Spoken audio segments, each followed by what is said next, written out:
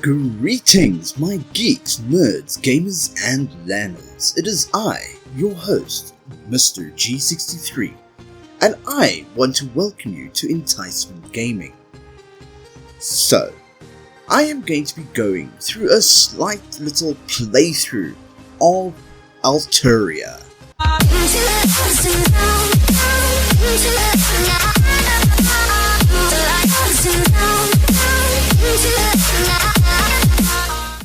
So, the first thing we are going to have to look at is the user interface. So, starting at the top left, we have got your time and location.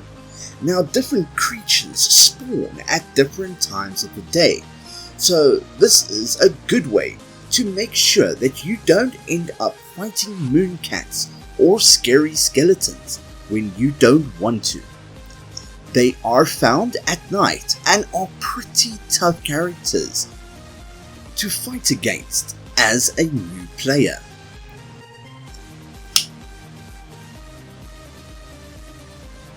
Then, at the top of the screen, you have your compass. This, in conjunction with the map, can be instrumental when finding your way across the world of Elteria.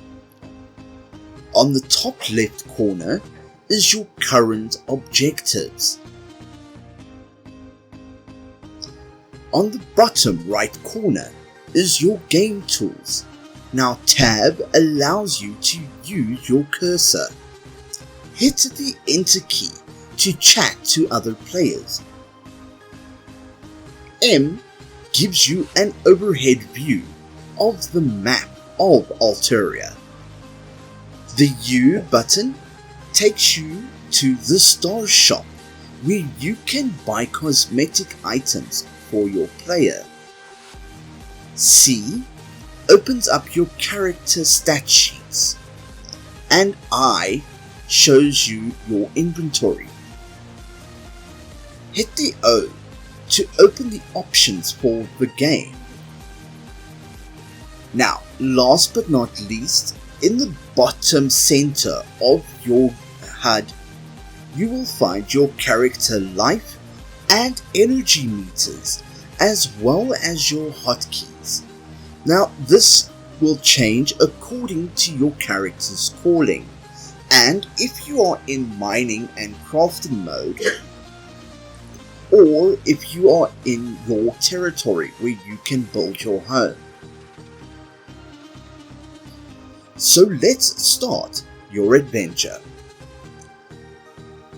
As you enter the game, you will find yourself in the city of Agelon, in the city square in front of a man called Orvis.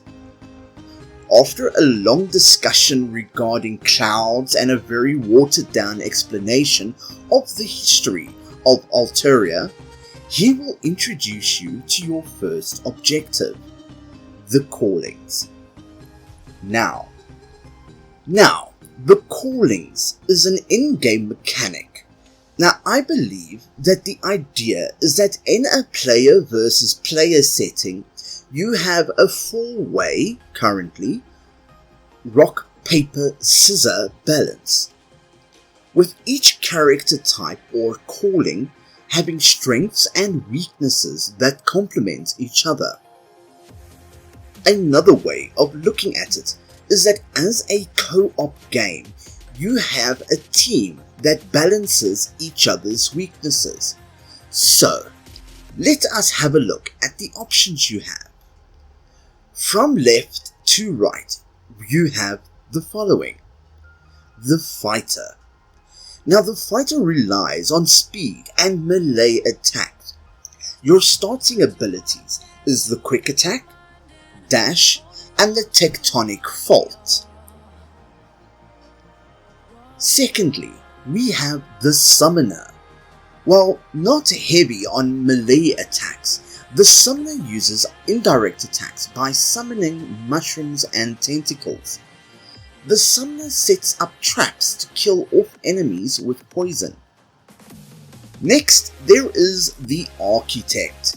Now this brawler has a cool ability to encase their fists in stone, thus amping up the damage.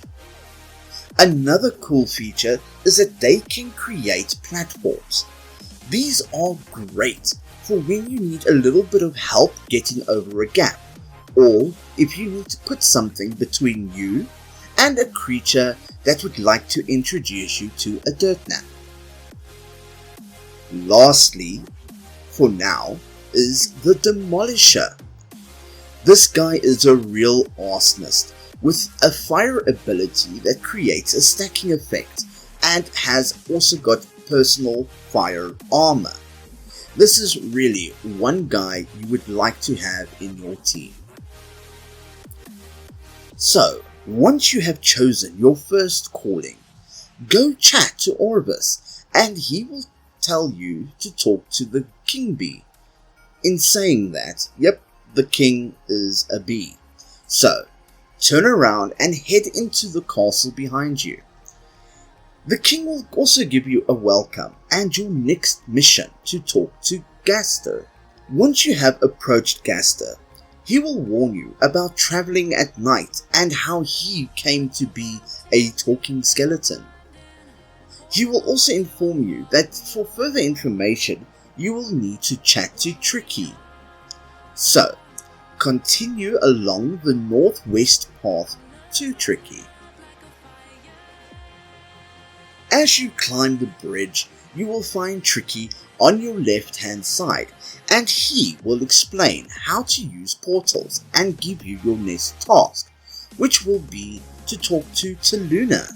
So hop, skip or jump into the portal.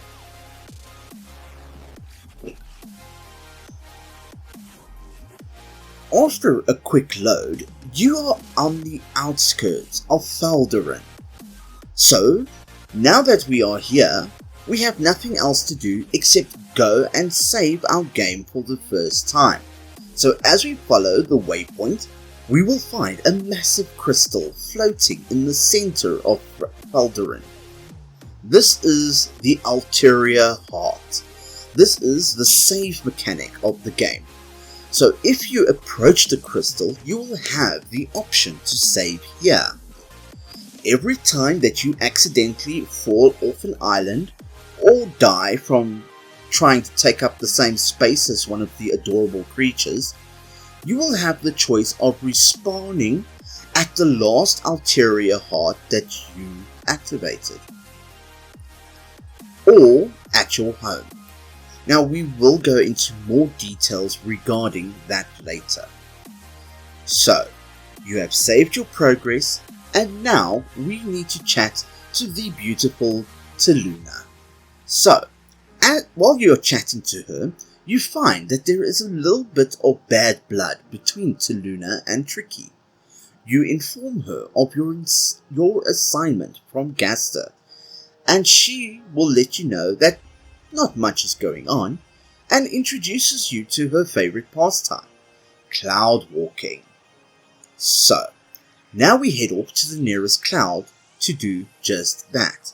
Once you have spoken to Taluna again, she informs you that another way of jumping is through mushrooms and that you should speak to Bob. So, as you pass the house, on your left hand side you will find Bob waiting for you. He will let you know that he is a mushroom farmer and explains to you that you can jump from one area to another by using the mushrooms. He also warns you to be careful which mushroom you use, as they can launch you off the island. So your next task is to find a red mushroom and launch yourself across the map. Luckily there is a red mushroom close by, so you can walk up to it, or you can jump onto the red mushroom next to Bob, and it will launch you a fair distance away. Once you have landed, turn around and go back to Bob. He will now let you know that there are a few mushrooms that are poisonous if you find them. The purple mushrooms and the spiky mushrooms can actually harm you if you try to jump on them. He will also tell you about chests that are found around the map. He will give you a key and highlight on your map where you can find a chest. Now I tend to use the mushroom on the left hand side, as this one will launch me directly onto the island. The mushroom on the right tends to launch you completely in the wrong direction. So, as you land on the island, going a bit forward, you will find a chest waiting for you, and by opening it, you have completed this task. Now, as you head back to where Bob is, you will see that there is a red mushroom waiting for you to send you back. However, now we do not need to talk to Bob. We need to speak to Yan. Now, apparently Yan has a crush on Taluna. He will also give you one of the more important items in the game, which is the Harvester Bracelet. With this, you can harvest resources like trees and stones. So, your first mission will be to harvest 5 birch trees as well as 5 pine trees.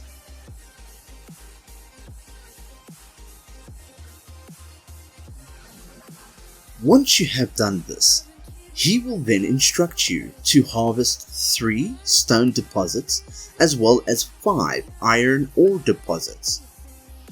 Now I say that you should harvest a little bit extra, because now you can go and claim your own private territory in the game, where you can build your house.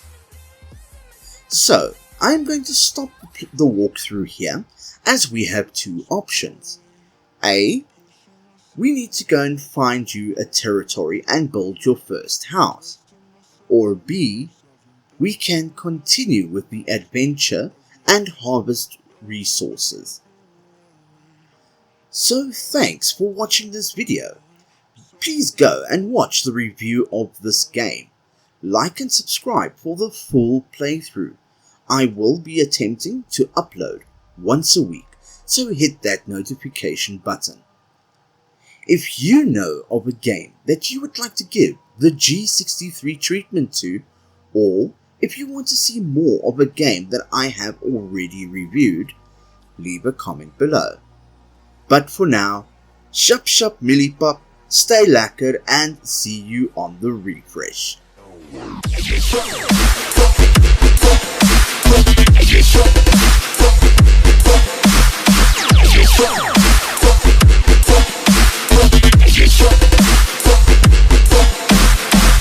Sure.